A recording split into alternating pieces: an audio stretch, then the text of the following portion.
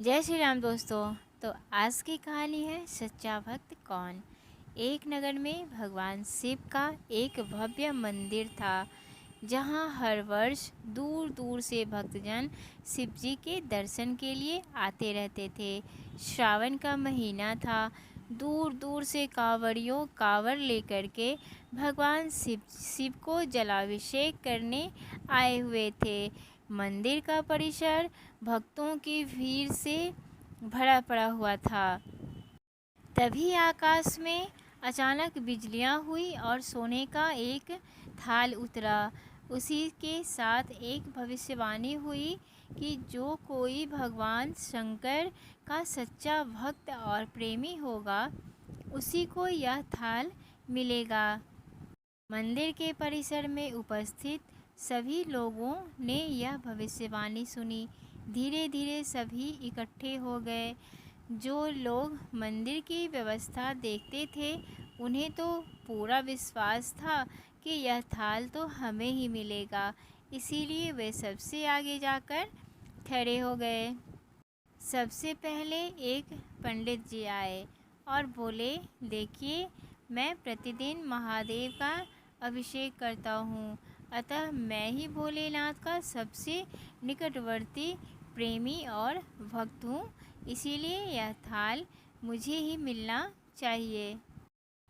इतना कहकर पंडित जी ने थाल उठाया। जैसे ही पंडित जी ने थाल उठाया, थाल पीतल का हो गया। यह देखकर पंडित जी बड़े लज्जित हुए। उन्होंने थाल यथास्थान पर रखा और वहाँ से निकल गए। इसी प्रकार वहाँ उपस्थित सभी पंडितों ने खुद को आजमाया, लेकिन शायद उनमें से कोई भी सच्चा भक्त नहीं था। उन्हें भी थाल यथास्थान पर रखकर चले जाना पड़ा। इसके बाद उस नगर के राजा का आगमन हुआ। राजा साहब आगे बढ़े और बोले, मैंने महादेव के मंदिर में बड़ी भारी दान दक्षिणा दी है, इसलिए यह थाल मुझे मिलना चाहिए। इतना कहकर राजा साहब आगे बढ़े और थाल उठाया। जैसे ही राजा ने थाल उठाया, थाल तांबे का हो गया। यह देखकर महाराज लज्जित हो गए और थाल यथास्थान रखकर एक तरफ खड़े हो गए। इसके बाद इसी तरह एक से बढ़कर एक दानी, महात्मा और भक्त पधारे और थाल उठाया, लेकिन किसी के हाथ में कुछ और किसी के हाथ में कुछ और हो गया, लेकिन सोने का नहीं रहा। तब लोगों को पता चला कि हम में से कोई भी महादेव का सच्चा भक्त नहीं है। उसी समय एक किसान का आगमन हुआ। वह बेचारा महीनों बाद आज चतुर्मास के सोमवार के शुभ अवसर पर शिवजी के दर्शन करने आया था। गरीबी और गृहस्थी के बोझ तले दबा दिन रात खेतों में मेहनत मजदूरी करके अपना और अपने परिवार का गुजारा करता था। रास्ते में आ ही रहा था कि कोई भिखारी मिल गया और कुछ खाने को मांगने लगा। इस किसान को दया आ गई और अपने खाने के लिए जो लाया था वो उसने उस भिखारी को दे दिया। थाल के बारे में भी सुना था, लेकिन उसने उस पर कोई ध्यान नहीं दिया। सीधा मंदिर गया और महादेव का पूजन करके बाहर आ गया। परिक्रमा करके जाने को हुआ, तभी पीछे से एक व्यक्ति बोला, भाई, तुम भी थाल को उठाकर देख लो, हो सकता है कि तुम ही महादेव के सच्चे भक्त हो, जिसके लिए यह थाल आया है। किसान को लगा कि यह व्यक्ति उसका मजाक बना रहा है।